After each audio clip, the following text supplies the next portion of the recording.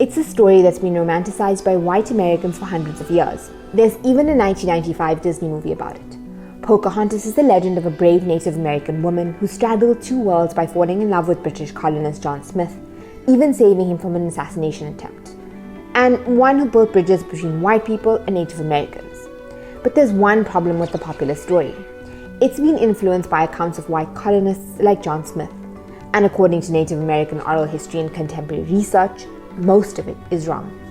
A 2007 book, The True Story of Pocahontas, the first book in Pocahontas by her own people, reveals that contrary to the feel-good stories you may have heard, the real Pocahontas was likely abducted, raped, forced to convert to Christianity and marry a white man, and then ripped away from a baby, all before she died, aged just 20, on another continent.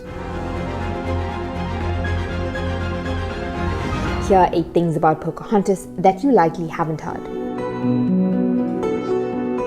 Pocahontas, born in 1596, wasn't even her real name. She was the daughter of Chief Powhatan of the Pamunkey tribe, and she was described as bold and vivacious. Her real name was Amunut, but she was nicknamed Pocahontas, which means spirited or playful child, after her mother, who died while giving birth to her. It's unlikely there was ever a romance between John Smith and Pocahontas.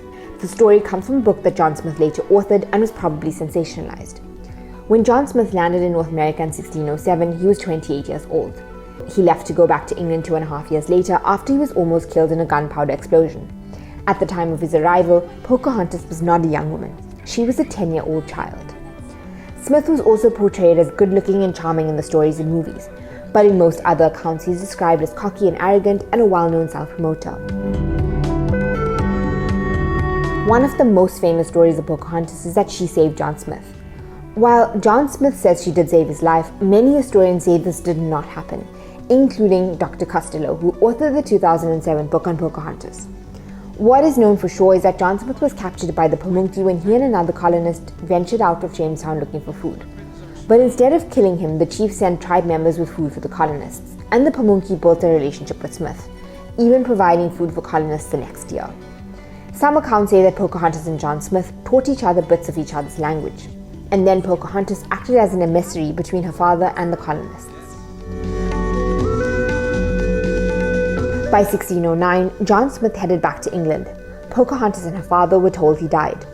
2 years after this, at the age of 14, Pocahontas married a warrior from the tribe named Koccum, and shortly after gave birth to little Koccum. But Pocahontas' story doesn't end here. Relations between the Pamunkey and Jamestown colonists deteriorated over the next few years. In 1613, Pocahontas was abducted by colonists so she could be used as leverage against her father. Her husband Koccum was also killed and she was forced to give up her baby. According to oral histories, Pocahontas told her sister that while in captivity, she was raped by a number of men. Many accounts say that she even conceived another child. During her year of captivity, she was forced to convert to Christianity, to wear Western clothing, to speak English, and was baptized as Rebecca. Pocahontas married again. Powhatan accepted the proposal of a colony leader named John Rolfe, hoping that the marriage could bring peace with the colonists. While some accounts suggest the marriage was motivated by love, most others say that John Rolfe was desperate to learn the sacred tobacco farming practices from the Pamunkey so that he could farm the cash crop. News of a Native American princess marrying a colony leader and converting to Christianity reached the crown.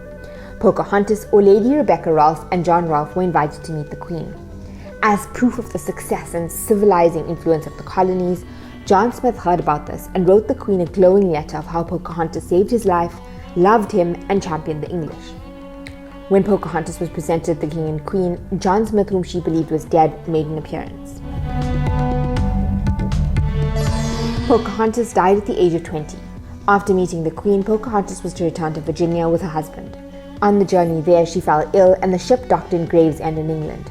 She died in March 1617, probably of smallpox or tuberculosis, and she was buried in England.